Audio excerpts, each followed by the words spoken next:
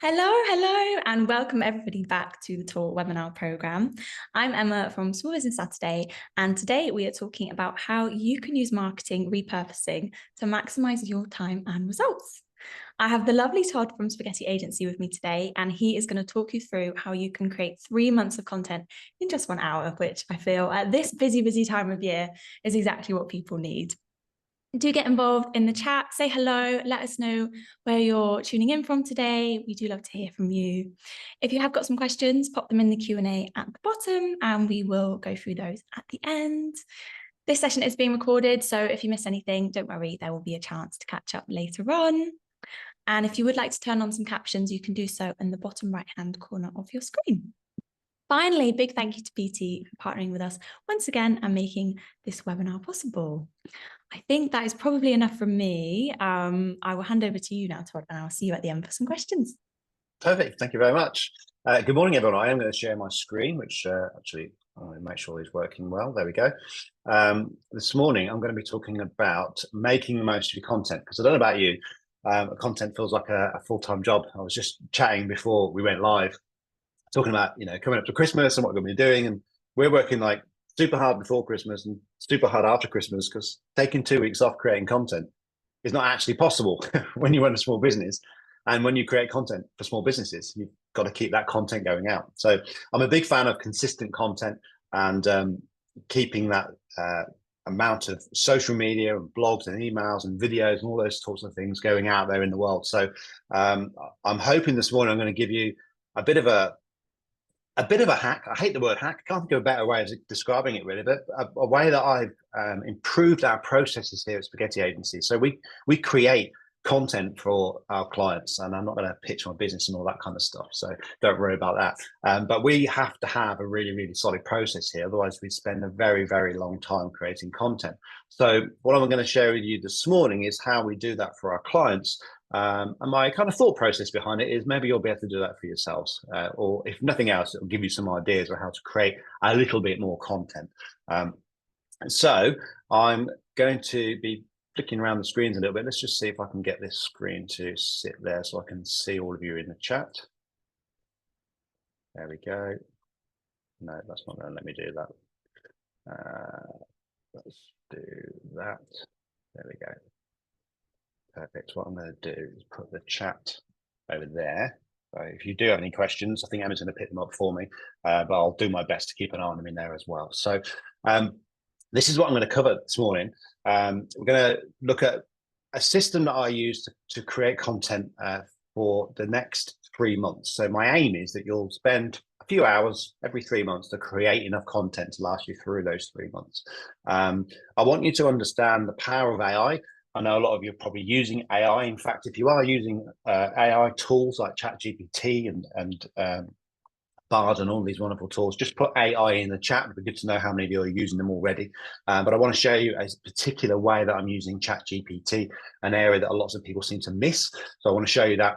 And then I'm actually going to give you something for free afterwards that you don't have to give me any money for, or any kind of complicated stuff. You're just about to scan the screen with the QR code and you'll be able to grab that as well. So first I'm going to teach you how it all works, and I'm going to give you that for free in the hope you can go and use it yourselves. Lots of people say, so Lydia, Abby, Mark, Denise, Lindy, Promise, Vanessa, Mangia, I hope I pronounced that correctly, and Debbie, a little AI, love AI. There you go. Sarah, you're welcome. It's coming up. So let's get into it. I should probably introduce myself, so I'll do that very briefly. My name's Todd. I'm a digital marketer. I run my own agency here in Warwick, in Warwickshire, in this centre of the UK. I'm a business owner. I like a bit of AI, and I'm a massive geek as well. So I've got to admit, I was a bit late to ChatGPT. A client told me about it. I was on Zoom with them. So I'm not an early adopter of it at all, but I have got really into it now. And we've integrated it and embedded it into our processes here. I'm a really big fan of making life a lot easier and speeding it up with automation and tools and things like that. So a question for you first. Does this sound familiar? Do any of these statements sound familiar? You've got no time for content creation. I'm a big fan of creating time rather than looking for it, but it's often that you often think, well, or you say out loud, I've got no time for content creation, or there's just not enough time. Or maybe it's the opposite. You're overwhelmed by ideas and you're not really sure how to get those down onto, I was going to say paper, but no one really uses paper, onto content, onto Word documents, into video transcriptions and all that kind of stuff. If you're overwhelmed by ideas, and hopefully this will help you as well. Or, and this is a big problem I find with many of the businesses that I speak to and work with, is that the content is just inconsistent, which is why we're working very hard at the moment. We're already working on all of the December content for our clients to make sure that we can actually have a break over Christmas by creating so much stuff so that it is consistent over the festive period. Elizabeth, paper is probably still okay, right? So it's okay to love paper. So the consistency is something that I think this will really fix. So if I was to highlight this kind of 3 key areas where people fail with content marketing, one of them is the content they create in the first place, so not matching it to who it is. The second thing is they don't make the time for it. And the third thing is it then just becomes inconsistent. So I'm hopeful that this morning I'll be able to help you with those. So this is kind of what I'm going to go through now. I'm going to give you a bit of a 1 hour kind of content creation system. I'm not going to take an hour to do it. Just saying to Emma, this probably won't be the longest webinar in the world because I don't need to overcomplicate this. The key thing to this is to start with long form content. I'll explain what that is in a little bit. And then we use a tool within ChatGPT to repurpose that content so we can make a lot of it. And then we can publish at scale, it's supposed to say, publish at scale. Well, actually, I could lie and say publish and scale because that would work, but I would rather say publish at scale. But yeah, publish and scale, grammatically correct if I say that. So that's what I'm going to show you now. The first thing we want to talk about, though, is the content that we create. So I'm just checking on the comments there. That's fine. So the thing to think about when you're looking at creating content, the idea of creating content, certainly from a marketing perspective, is if you want to create things that are going to help people get to know you better, trust you more, want to buy from you, remember you when they're ready to buy. Content isn't always about getting sales immediately. And I want to put that out there straight away. Most of you will know this by now, that your social media, your videos, your content, your website, yes, it's there to create sales, but it's not necessarily the biggest part of its job. The job of it is to help people get to know you better. Case in point, I'm here today. You guys have probably never met me before. I'm giving you some free content, some free ideas that I genuinely hope you can go and use. And if I do that, my job here is done. My job here today is not to sell you anything. And I think that's where a lot of people fail with content marketing, is they think it's just a big old long sales pitch. But I'm sure most of you won't be doing that.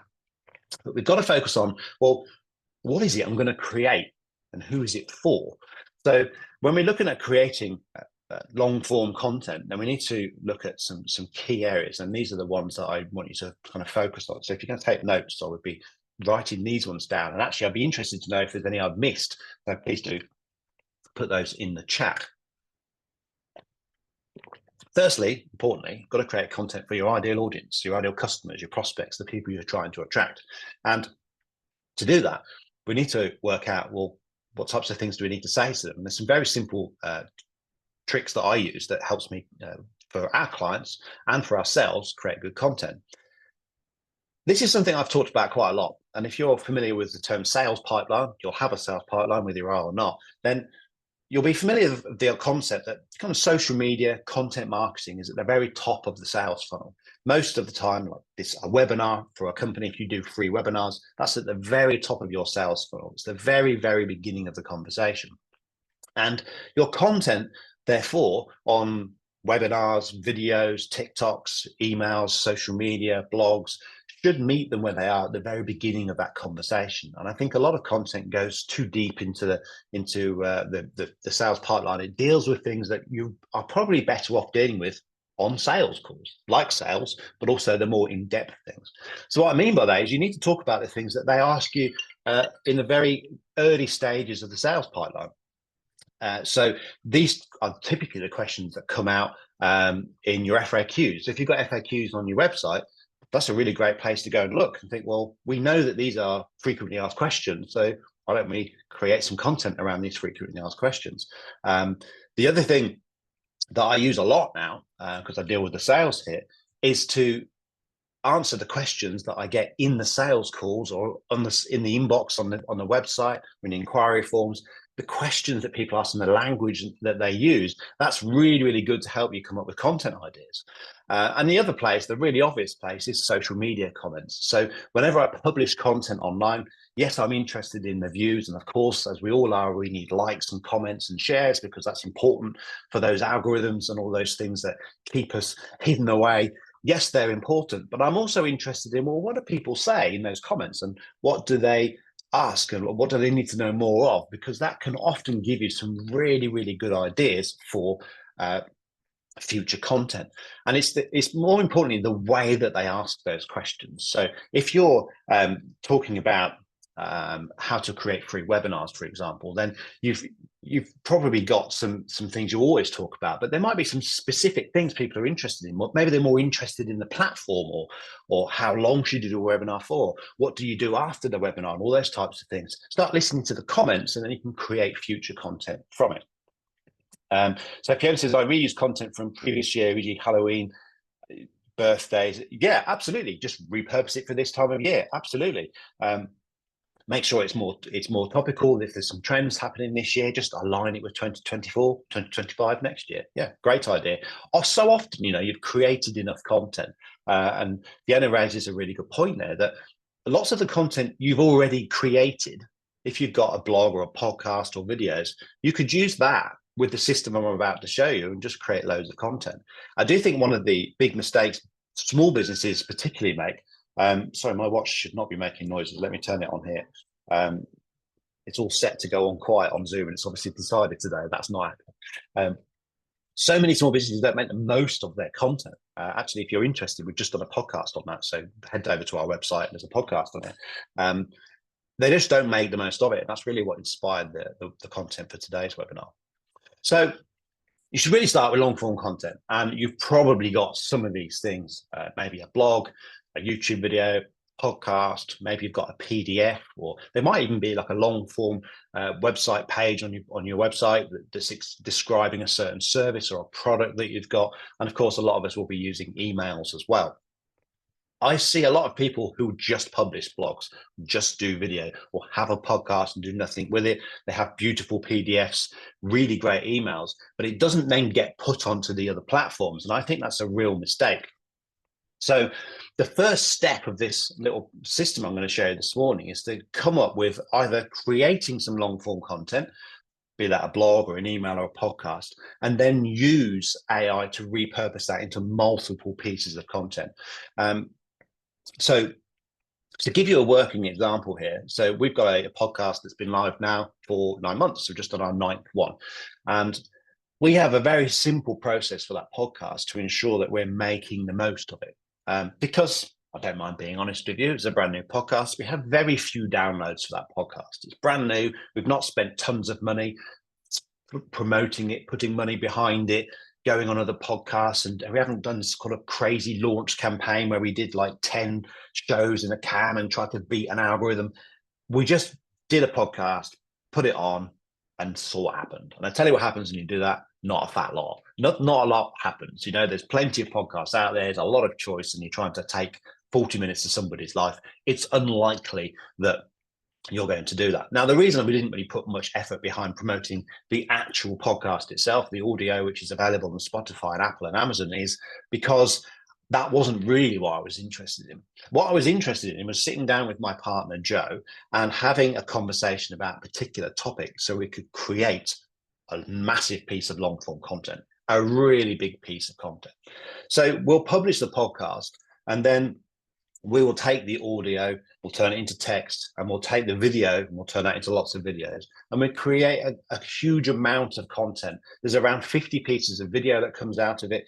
There's usually 2 or 3 blogs that come out of it. There's a couple of emails that come out of it. It also sits onto our website as well. There are a lot of touch points from that podcast. So if you don't like writing, start a podcast and don't worry about the downloads. It sounds silly and it sounds like a complete abuse of podcast platforms, but sitting down with someone and having a conversation is often a better way for some people to create content. If you prefer doing videos, then do a long form video. Or if you prefer writing, then write a blog. It really doesn't matter as long as you're happy doing it and you can just keep creating this kind of content. So in terms of the long form content, you may already have it. Like Fiona said, she's already done that post of last year. You might have some really nice, sexy ebooks or PDFs, an email series, an onboarding series, maybe some blogs or some videos that have done well in the past. You might already got it, or you might think, do you know what? My audience, I need to meet them where they are. I need to create this type of content. I might sit down and record myself. You don't have to be in a podcast studio, by the way. You could just record it on your phone for what I'm about to show you. But I think it would just make sense to just put it on podcast as well. Just put it up there and you've got another piece of content, right? I've got a question from Fiona, so I'm just going to leap into that now. I tried to get into Instagram, but when I started, it asked me I want to add into my personal profile to link to my business page. Yes, I can probably answer that at the end. That's quite a technical question, but I do know the answer to that. It's to do with Business Suite, and it's complicated and messy, but if I've got time at the end, I will answer that. So long form content, whatever you want to create is fine, as long as it's for your ideal audience. It's just the things that they need to have answered at the beginning of the sales pipeline, because I believe that's what you should be doing. And then choose long form that you're happy with. I'm happy with video. I really enjoy doing a podcast. Trust me on this one. If someone asks you a question about what you do and they talk to you about what you do in your small business, you're so excited about it, the content is just brilliant and people like to listen to that. So I listen to a lot of small podcasts as well as long podcasts because people are excited and they're interesting to talk to and they're interesting to listen to. So a podcast is actually a really great way to start. So long form content, we've done that. That's usually where people stop. They create this blog, this email series, this podcast, and then they stop. What I started doing is using AI to repurpose that content and to create quite a large amount of content from the back of it. So let's continue to use my podcast as an example. You can use the other ones, but let's just keep the example the same throughout. So when I record in the podcast in the studio with my partner, Joe, we have 40-minute of audio, 40-minute of video, and obviously the two combined could be used as a video. The audio itself can be a podcast, but we can also chop up the videos and things as well. So what I do from the podcast studios, I can take the audio transcription and I use this tool here called Otter AI. Now, Otter is a really great tool and it's my little robot friend that follows me around Zoom. You may have heard of it. You can link it up to Zoom. It follows me with every single meeting I go to and it takes notes from my meeting. And it's really, really good. It comes up with loads of little action points from your meetings, and you can actually then search the entire system. And you can say things like, what did I say to Mike on Tuesday about his website? And it will tell you the answers. Really, really useful. But what's also really useful is it can transcribe video and it can take content from audio and put it into text. And it's the text file that I'm interested in, the words that I'm interested in, because that's what you can use to repurpose your content with. So from the podcast, I take the audio and I add it into Otter and it gives me all the words that I've said and Joe said in the podcast. It's not always exact, but it's pretty good. And I then take that text file, which is all of the words that we've said in the podcast, which is far quicker than typing it, by the way, which is why I'm a big fan of podcasting. Just sit down, have a conversation, create a load of words. As long as you put the right questions in your podcast, should be great content for your audience. And I then take that and I put that into ChatGPT. Don't worry about writing down this slide or taking a screenshot. I'm actually going to share with you a pretty cool free tool where you don't need this. But I use a specific prompt within ChatGPT that creates the short form content for me based off the transcription. So this particular tool looks for content within the text that it knows will work well on social media. I've actually trained it to do that. So I know, I think I like to know these things. I like to think I know what I'm doing. I know what works well on video, on email, and on blogs, on content. So I've trained it those things. I've spent quite a bit of time trialing and erroring with it. I've trained it and then I feed in the text file into it and then it creates a load of content out of the other side of it. And this is where the magic happens. Now you can feed a blog post in there. You can actually just feed a link in there and it will read the blog. ChatGPT can read things. And to be fair, just thinking out loud now, I suspect now you probably could feed a video link from YouTube into it, but I've not trialed that. I prefer the text because you can play around with it a little bit more. what I do is I use this tool that I've built within ChatGPT. There's an area of ChatGPT that people miss. So if you're a fan of AI, and if you're a fan of ChatGPT, which seems to be the most popular one, in the top left of ChatGPT, it says explore GPTs. I have to write this down because I haven't got it in the slides. It says explore GPTs, and you can build your own in there. And I've built quite a few of them now. So when I said earlier, I've embedded them into the processes. What I've done is I've built GPTs and used them within the process. So we have clients from me on a regular basis, and I've got AI tools that listen in and take notes, and we've built them in with these GPTs to help us create our content. We always use humans at the end of it, but this takes the heavy lifting out of it. And hopefully this little slide here will work. Let's just show you. So I just fed in the text from the GPT and put it into this tool, and then it built loads of social media content from it. So you can see it's got story slides, LinkedIn posts, Facebook Reels, Instagram Reels, YouTube Shorts, TikToks. And this is basically a whole entire framework for what we can create next. Now, obviously, creating all that content is going to take you slightly more than an hour, but it takes away all of the decision making, and it makes it so much simpler to go and create the content from. So what we now do with our clients once a quarter is we sit down for 1 hour on Zoom, and I basically interview them. And some of them are actually going on podcasts now instead, because it's just quicker and I don't have to be there to interview them. And we take that hour transcription and we turn it into months and months and months worth of content by using the recording and the audio and the text and then a chat GPT.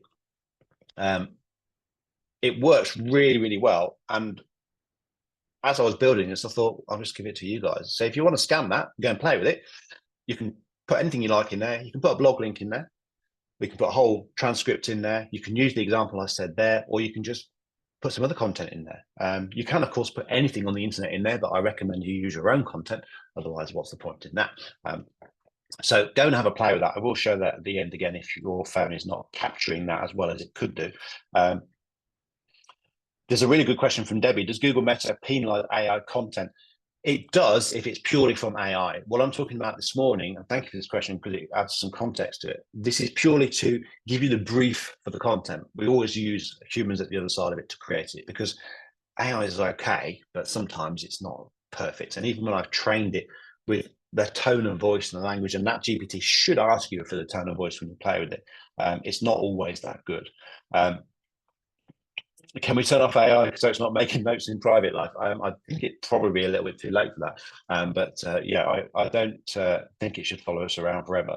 I think you do need the paid version of GPT to upload files, but I haven't used the free version for such a long time. I don't actually know.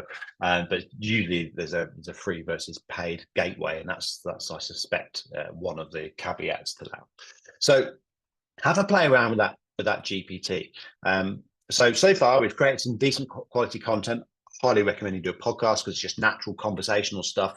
Feed in questions that you know your ideal audience is going to want the answers to, and then the GPT will create really great content for you. And then this is the important part of it. Sense checking. Because AI is a fantastic tool. It's a fantastic language model, but it is getting data from everywhere else. And some of it is a little bit generic. I'm a fan of Whoop. I've got one on my wrist here. And you can actually ask Whoop about your own data. But even when you ask it about your specific data, that it's got all the data in the world in from my watch, it's on my wrist all day long, it still comes up with generic stuff at times. And you think, well, that's just really generic. Like, you know everything about me, worryingly. But that answer is generic. So you've got to sense check things. AI is good, but it does make mistakes. So we want to make sure that the content, the ideas it's given us make sense. This is why I'm a really big fan of using our own content to feed into it, rather than going to ChatGPT and saying, I'm a nutritionist and I will help 40 to 50-year-old women deal with this, that, and the other. Please create me some social media posts. They're going to be okay, but they're not really going to be on brand for you. They're not really going to be the things that you would say. You might have your own take on it, your own spin. You might have a special thing that you do, a process that you go through. So it's far better if you feed in the information from you rather than go for the kind of generic prompts, because you can go out onto the internet and get an absolute ton of prompts for things like ChatGPT, but what you can't replicate really is yourself. So if you feed in a podcast and a video or a blog that you've written, it's much better, and you can train it on that basis. Definitely train it to speak like you. We've got several GPTs within there where we create this this short form content from the long form, and then we feed it into another GPT where we spent quite a long time training it to speak like us. And then it will create the content in more of our tone and voice. So Spaghetti Agency, if you were wondering, spaghetti is in Wild West, so spaghetti westerns. So we've got a bit of a cowboy twang to our content. We very much walk the walk, speak the truth, spit the truth, shoot from the hip, that kind of thing. So we're very blunt in the way that we speak. We don't want to overcomplicate things. So we've trained the GPT to do that. Chat GPT can be a little bit, I don't know, it's a bit a kind of American corporate landing pagey at times. It gets a bit excited, and it's not really what our brand is about. Chat GPT uses our sheep puns. That, you can train it to do sheep puns. It's actually getting good at doing jokes as well. Give it a go at that. Definitely uploading your own content helps, as I said, and then edit and then create the content from that. As far as I'm concerned, AI does 80 to 90% of the heavy lifting, that kind of the creation of, well, I've done this podcast. How could this be 50 different pieces of content? How could I create loads of videos from that? And there's other GPTs that I use in the business. There's one that I can't share with you because it's we're training it in house, where I will feed in the podcast transcription, and it will then find the highlights from that podcast with the timestamps in it, and then I can give the timestamps and the highlights to my editor, and he can then find the short form videos. So the GPT knows what's a good highlight. It knows a good thing. So I actually tested it the other day. I said, find me a funny highlight from this podcast. And it actually found the point in the podcast where my partner, Jo, admits that she doesn't listen to podcasts, even though she's on a podcast. And I came to the realization live on the podcast that the first podcast she'd ever listened to was the one she was actually in. And the GPT actually found that funny and thought it was a funny piece, and then put it out there. I don't know if it's listening for laughter. It can't do, because it's just text. So it understands language, it understands the human nature, and it understands my weird sense of humor as well. So it is impressive, but that's another area that I've built. But try to maximize it, because that's good fun too. And then you've got to kind of strategically publish it. So you've created one piece of long form content, you've got loads of now little pieces out of it. Generally speaking, the Maximise will create loads of stories, loads of highlights, video ideas. Then think about where you're going to publish that. So maybe you've got a publishing schedule where you publish on a weekly basis or a fortnightly basis. So generally speaking, for our clients, we publish 3 times a week. We'll do a couple of videos and 3 kind of more static posts on social media. That's enough social media. I post almost every day on all of my platforms, but I think, when you're trying to create for a small business, that's probably about right. 3 times a week if you can, or twice a week. So think about that. Yes, you can schedule this stuff. Absolutely, it's better not to schedule, better to publish on the platforms themselves. I've extensively tested this over the many years, but as an agency, we have to schedule content out. We literally will be on our phones all day long, hitting publish all day long. There's loads out there. I used to use Buffer many years ago. I don't even know if it's still going, actually. Hootsuite, lots of people are big fans of that. Plannable is the one that we use, but that's because we're an agency. But it is great if you've got teams. Really useful to use. And of course, if you want to publish on the platform on Facebook and Instagram, Business Suite or Meta Suite, whatever they're calling it this week. Elon Musk will buy it. We're called X Suite, I'm sure. So it's not, by the way, that's not breaking news. Just made that up. So all of those tools there can schedule it. So you can scale it over time. The way we do it, we've got a podcast and it comes out. The podcast came out last Friday. We publish the short form videos from Monday up until the podcast. The podcast then goes out into our email on the same day and gets published.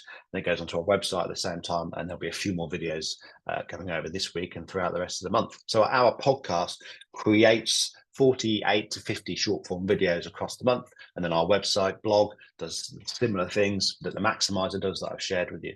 So we're using our time very effectively, because we're only spending an hour, 45 minutes at a time creating the long form and then duplicating it out or repurposing it through the GPT.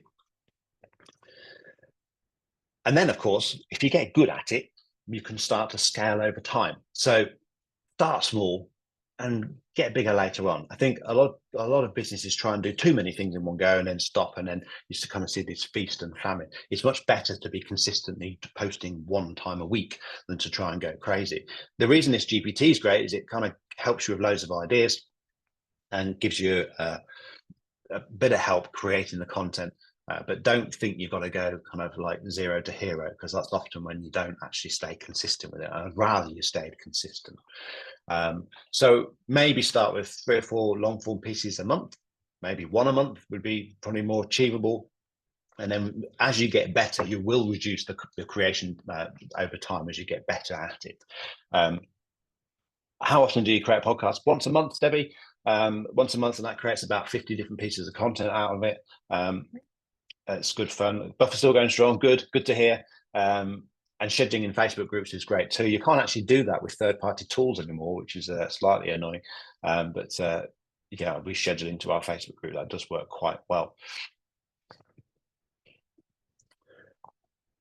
I just wanted to briefly show you our process. You don't need to take screenshots and notes, but this is literally what we do for our blog, just to show you what I mean by repurposing it. So when we create like one blog post for us, typically between 700 to 1,000 words, I usually voice note those and then transcribe it later and proofread it all. You can use ChatGPT with a trained GPT in your tone of voice to proofread all of that content.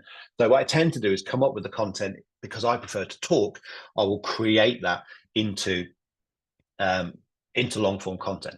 I could use the audio recording from this webinar, for example, to create a load of content. I could put it into my Otter, put it into my GPT, and create this content. But I just wanted to show you what we're actually doing. So we'll do 2 blogs a month, and each apologies, touched the screen and it went back. Each blog we'll do 2 Facebook posts. We'll do 1 in our Facebook group. We'll do 4 on Twitter. This is an old screenshot. It's called X, obviously. 2 on LinkedIn. 1 for me, 1 for Joe. We'll put 1 onto our LinkedIn on a spaghetti agency, but we'll actually turn that into a carousel, which is a card per point. So when you flip through, the blog is broken down into little sections. 2 Instagram, 2 Facebook, and maybe a carousel as well for Instagram and Facebook. And then I might then create short form videos from each point as well. It also goes in our email and it goes in our Google My Business listing. So we create that much content from it. We also have a process. The right-hand side is the process that we use. Because without a process, it becomes a lot harder. We just know the best way of doing it. So if you wanted to have a bit of an insight into how an agency creates one blog, that's actually how we do it. So thank you for sharing the Maximise GPT on. That's really appreciate it. And then I want questions. So I don't want to overcomplicate it. I'd be really grateful if you could give that a go. I'm just going to move Emma onto the right screen because she's over there now. Come over, Emma. There you go. Hello. Hello. So yeah, over to questions. I know there's a few in there. I didn't get many of them. So Thank you so much. Thank you for, I know you took a few during, but there's lots that come in. So thank you. I think lots of people will be following that technique and hopefully getting lots of content and maybe see some more podcasts as well. Yes. Question 1, does scheduling result in fewer views compared to posting directly from the platform? Yeah, did answer that on there. It does. The third-party tools tend to get lower views. If you read blogs on Buffer's website and Planimal's website, they'll absolutely deny that. But I've tested it, and it definitely works better from publishing it from the platform itself. And sometimes, in the odd example, from a smartphone is even better. Don't ask me why, but that seems to be what happens. Do we need to declare if content has been produced using AI, even if we've kind of proofed it and changed it ourselves? I'm not really sure. If you publish content on Facebook and Instagram, it's now got the little AI buttons. So that's more down to the video. I think that's to combat deepfake videos. As far as I'm concerned, I'm using AI to help me create the brief for the content. So I'm still a human being at the other side of it, creating it. It's a constantly evolving platform and situation, really. So I would keep an eye on that. But yes, there are the AI buttons on there. I don't know what they consider to be AI created or how much AI you've used to call it AI created. But definitely, if it's a video that you've completely changed with AI, I would be declaring that for sure. How do we know, or how can we work out when the best time is to schedule our posts? Question I get asked all the time, and the answer is always the same: just test it. I'm always amazed at the different times that work. Sometimes I'll post on LinkedIn at the weekend just because I'm a real cowboy, and it works better than my posts in the week. Sometimes I'll post late at night, and they're better. 3 o'clock in the morning is definitely a bad time. I've never seen posts do that one at 3 o'clock in the morning. Unless Post when you're in America or somewhere crazy. Yeah, true. But I would, most of the platforms will tell you when your audience are online. I would start there. Some of these scheduling tools are now using machine learning to help you with that as well. So but test and measure as we always do in marketing. Another question, with regards to social media, what should the rough ratio of photos, videos to text be? I've been told that I should be more visual. Yeah, definitely. And like video is I'm a big fan of video. If you've got video with captions on, and Emma's mentioned captions for this at the start of it, then go for it. Captions used to be really difficult. I've fond memories of rev.com, I think it was, where you used to have to get it and it would create the Captain SRT file, and it was all bloody complicated. Whereas now, put it in CapCut, do a bit of sense checking, you're done. And so I think video with captions on is brilliant, because people who want to read it will read it. People who want to watch it will watch it. But that's why I've gone for the kind of podcast approach, because from that I can create text, I can create video, I can create video with captions on, I can create audio. So it really does depend on what people like, how they consume your content. And I don't seem to find a kind of common answer when I ask that at workshops and seminars and stuff. It's just dependent, I think, maybe on learning styles, how people use their social media. But the more visual, the better. I think even on LinkedIn, I follow this accountant. She's in an accountancy. She's only a young girl, and I've actually done some training with her and stuff as well. And she always posts a selfie with every single post that she does, and her posts outperform everyone else's post, just because you see her face and you just stop scrolling and you're like, oh, and then you engage, then you see more of the content. So yeah, keep it visual, but also keep it authentic as well if you can. How or where would you suggest we set up a podcast? That's a really good question. Now, people think of setting up a podcast is really hard. It's really not. I mean, you can just do one from your audio in your phone. You can create audio file in there, and you can upload it to platforms like Spotify and Apple. The easiest way I've found is I use a platform called Podbean, which is Podbean, Podbean, and it handles it all for you. It sets it all up for you. You can even create like a little landing page if you want to. We've just added ours to our website. But it's really, really simple. You have to go a few hoops with Spotify and Apple, of course. You can't just be saying absolutely everything. So it will check out your stuff. You've got to have the right size images and all of this kind of thing for Apple. Apple really do make it complicated. But Podbean kind of handles it for you. So yeah, just check that out. It's dead easy. And you don't need a podcast studio. You just probably need a microphone. So you sound okay. When videoing, should it be landscape or portrait? I guess that's quite on. Well, if you'd have asked me that 10 years ago, I would have absolutely said landscape. Like, how dare anyone have their phone the wrong way around? But even LinkedIn now has portraits videos in that you can scroll through. I don't think anyone's spotted that yet. So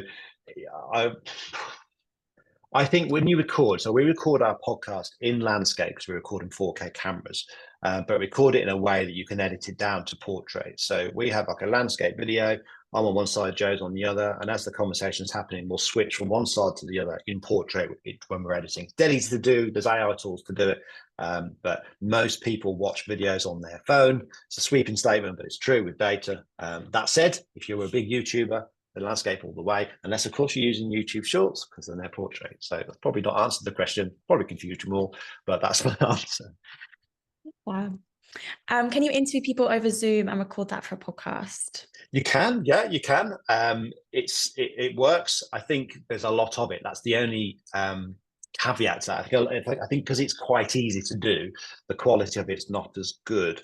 If you're going to do that, a podcast is about listening. So make sure that they have a good quality microphone their side. And if you can, make sure yours is almost the same quality. You might need to sort of match that up in a studio. There's plenty of like apps and things where you can do that. Where I've seen it not work so well is the quality is rubbish and someone's got like an awful background, no lighting, and the microphone's rubbish. And then you look amazing because you're the podcast host, and they just look crap because it just looks like some dog-eared version of a podcast. So just be a word of caution with that. But yeah, you can absolutely do it.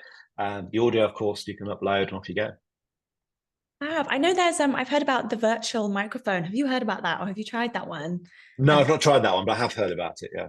so maybe that's something to then at least I'm thinking it would be the same level of quality. Yeah, that's it. That's what you want to look for. Mm. Someone Would you asked about Podbean being free. It is free to a point. If you want to schedule, you have to pay.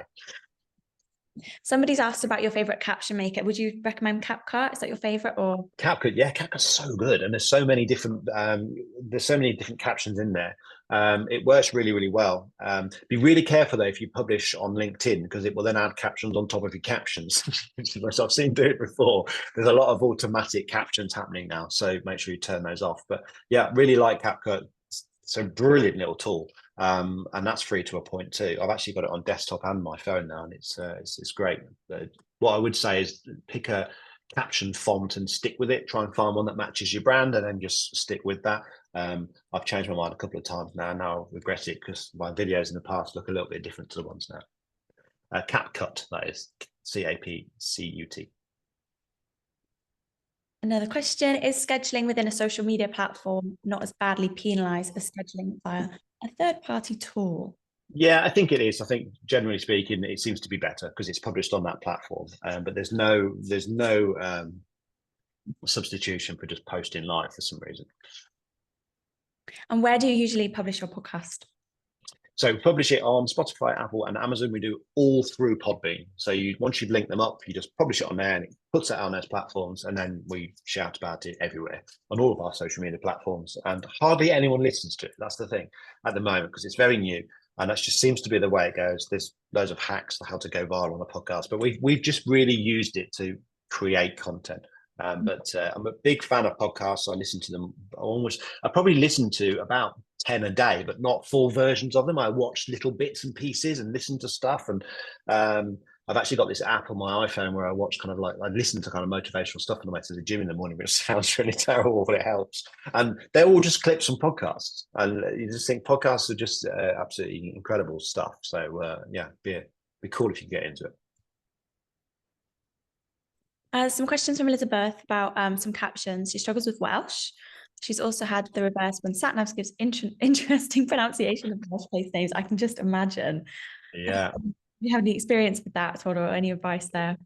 I haven't, I'm afraid. So no, I've having went up Snowdon a few months ago. I can imagine that CapCut and ChatGPT is going to struggle with that language for sure. Definitely. Where do you find hacks to go viral? Do you know what? If you ask tools like ChatGPT some of this stuff, there's some pretty good ideas in there. I'm quite fascinated with viral content because on one hand, like I've worked with a few people who have gone viral, not because of anything we did. It's not like a humble brag or anything. And nothing really happened because they went viral. I think there's a really good example recently of a young lady in America who went viral and it's actually worked out for her. She's actually done very, very well. But it's so rare. I think a lot of people chase going viral because they think it's going to be incredible afterwards, but it's not always the case. Like I've had several TikTok videos reach over 2 million and nothing really happened because of it. Like tons of comments, but nothing really happened. Yeah, sure, the next few videos did well. But my main advice to you is if something goes viral in your niche, in your industry, have a look at that video and work out, well, why did that work? But don't copy it. Because once it goes viral, that's it. Then we've moved on to the next thing. And we're all like that. We're not interested in once it's been done, it's been done. It's usually because it's just it captures the moment or it's controversial or you can think of many controversial news breaking things at the moment, but as a small business, it's difficult to do those types of things. I prefer to just be consistently talking to your audience all the time. Yeah, absolutely. And if you're consistent and you have kind of like develop a core people who are viewing, that's better organic growth. Those guys are actually more likely to be interested in what you're saying and what you're maybe selling and all those things. Yeah. Maybe not feel it. Caroline's just said adding a dog picture always helps raise engagement. 100%. Yeah, dogs. If you've got dogs, stick them in your videos. It definitely works. Yeah. Is it worth paying for an ad on Meta? Trying to build Facebook followers at the moment. Yeah, years ago I'd have said no. So we're running some Instagram adverts for now for a hair salon near us. Started in Google Ads for them. They do very well. When we took over their Meta ads, they were running ads to their Instagram profile. I was like, "Oh, why are you doing that?" She said, "Oh, I thought I'd just get more likes." I was like, "Oh, everyone says that. Kind of, what's the point in that?" but we've actually used the adverts now to as Instagram profile views are the main call to action. So if you click learn more, it sends people to her Instagram. But her Instagram's so beautiful, people go there and look at it all and go, oh, this is really, really nice. And what it does is it builds an engaged following over time. And she's actually now starting to get loads and loads of followers. So she's gained thousands of followers for only a few £100 a month.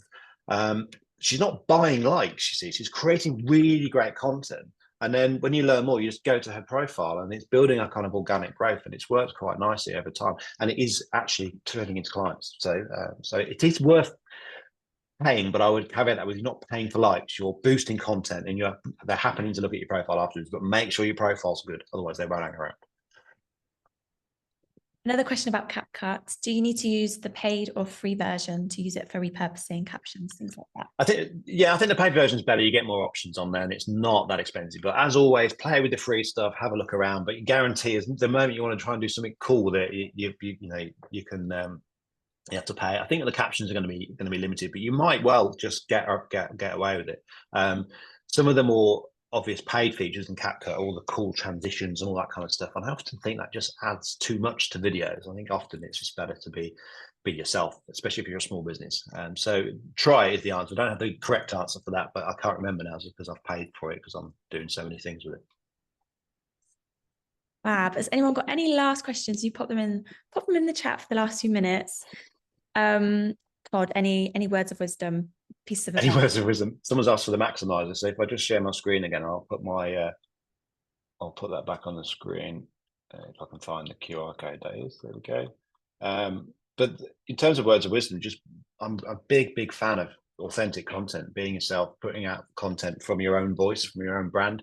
That's why I like creating videos, creating podcasts and long form blogs, and then repurposing from it, because it tends to be a lot more authentic and more about you. So that's totally free, that tool. It's on ChatGPT. You can just use it. There's no limit on it, unless OpenAI have a problem, which they do sometimes.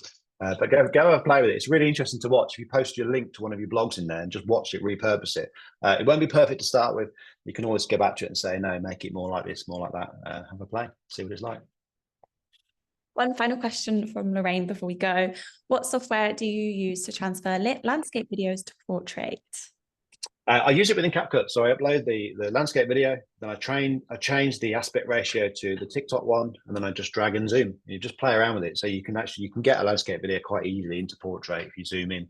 And if you watch a lot of podcasts, certainly clips. So I'm a big fan of Chris Williamson. Is a podcast mainly aimed at men, actually, so it's probably alienated half your audience. But his portrait content is very obviously shot in landscape, but then he changes from one guest to another, and it's actually zoomed in on his setup for his camera is quite zoomed in on the faces. But it's clear that there was a lot more video to that, but they came in and put it into portrait. So you can just use your fingers and pinch and zoom. Off you go. Amazing. Oh, thank you so much. Some amazing pieces of advice there today, Todd. So thank you for joining. Thank you all of our small businesses for joining and being so engaged in the chat. And there was so much love for you there, Todd. So I has enjoyed it.